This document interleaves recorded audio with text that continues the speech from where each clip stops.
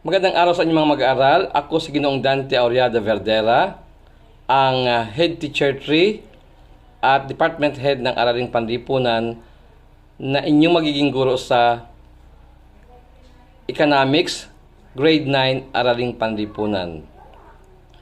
Sa unang linggo ng ating pasukan ay inyong nagawa ang mga unang gawain, kung saan inyong nasagutan ang unang gawain ng pre-test na nagawa nyo naman. At dito inyo rin nalaman ang kahulugan ng economics o ekonomiya.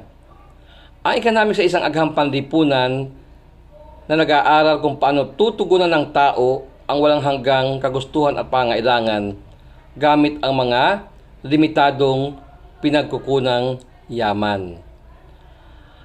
Ang economics ay galing sa salitang Griego na oikonomos. Oikos na ang ibig sabihin ay bahay, at nomos nang ibig sabihin ay pamahala.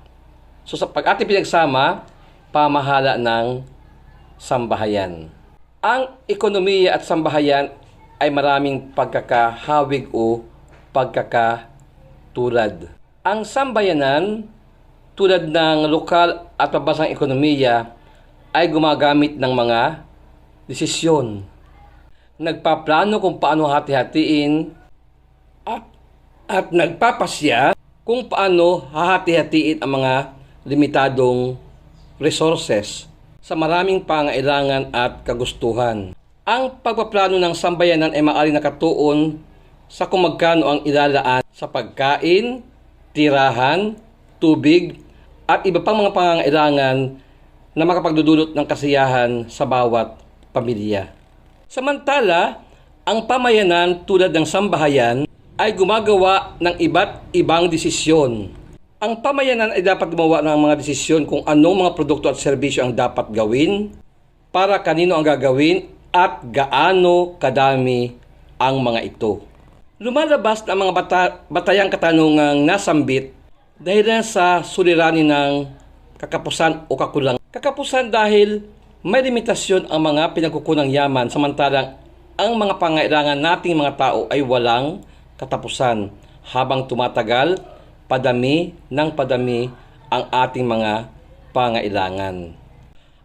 Ang kakapusan ay kaakibat na ng buhay ng tao dahil may limitasyon ang pangailangan ng tao. Ang kakayahan ng tao na gumawa ng mga pangailangan, serbisyo at produkto ay mayroon ding limitasyon dahil mayroon ng hangganan ang ating mga pinagkukunang yaman o mga raw materials tulad ng yamang likas at kapital. Ang yamang likas ay nauubos at maaaring hindi na mapalitan sa paglipas ng panahon. Samantala, ang yamang kapital tulad ng makinarya, gusali at mga kagamitang panggawa ng produkto ay may limitasyon din ang maaaring magawa o magamit. Sa ganon, kailangang magdesisyon ang pamayanan batay sa apat na pangunahing tanong na pang-ekonomiya na lubhang kapaki-pakinabang para sa lahat. At ang apat na pangunahing katanungan bilang balik-aral ay: ano ang gagawin? Paano gagawin? Para kanino ang gagawin? At gaano kadami ang gagawin? At nakita ko rin na inyong nasagutan ang mga gawaing pagsasanay mula gawain 1 hanggang 3. Kaya binabati ko kayong lahat sa inyong unang gawain sa unang linggo. At yun naman ay dadako tayo sa ating pangalawang linggo ng ating mga pag-aaralan at gawain sa pagsasagot ng inyong mga modules. Handa na ba kayo? Ang economics ay mula sa salitang Griego na oikonomos, na ang oikos ay bahay, ang nomos ay pamahala, ang ibig sabihin ay pamahala ng sambahayan. Ngayon mga mag-aaral ay dumako na tayo sa panimulang gawain para sa ikalawang linggo or week 2. Buksan ang inyong mga modules sa pahina 1.1 hanggang 1.2. Maiksi lamang ating mga gawain at alam kong kayang-kaya ninyo lahat sagutan ang mga gawaing ito. Gawain sa pagkatuto bilang 3. Basahin ang kwento sa unang bahagi ng week 2 at patapos basahin ay sagutan ang mga tanong gamit ang inyong mga sagutang papel. Napaka-eksila ba ng kwento kaya bibigyan ko kayo ng 2 minuto upang basahin ang nasabing kwento sa inyong module. Okay? Nabasa na? Dumako na tayo sa mga 3 katanungan buhat sa kwentong binasa.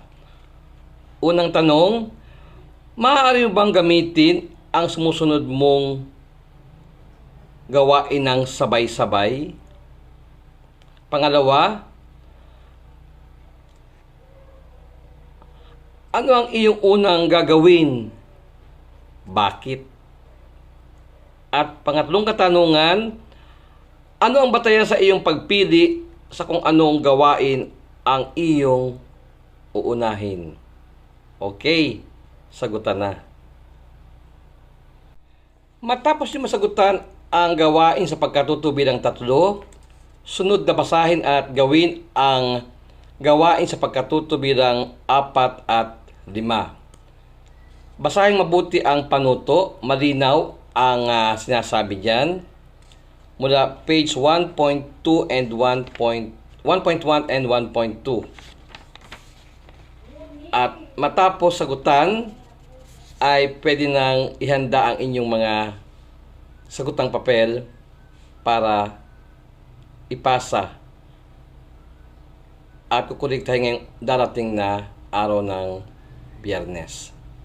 So kung may mga katanungan pa at hindi naunawaan ang gawain, pwede magtanong sa ating Dante Serdab FB Live na inyong napapanood. Pwede akong i-chat or i-PM sa aking messenger account or dyan mismo sa ating Dante Serdab FB Live. Pwede magtanong at magbagay ng mga reaksyon ukol sa mga gawaing hindi naunawaan. Hanggang dyan lang mga mag-aaral. Maraming salamat. Good luck and God bless you all. See you next week.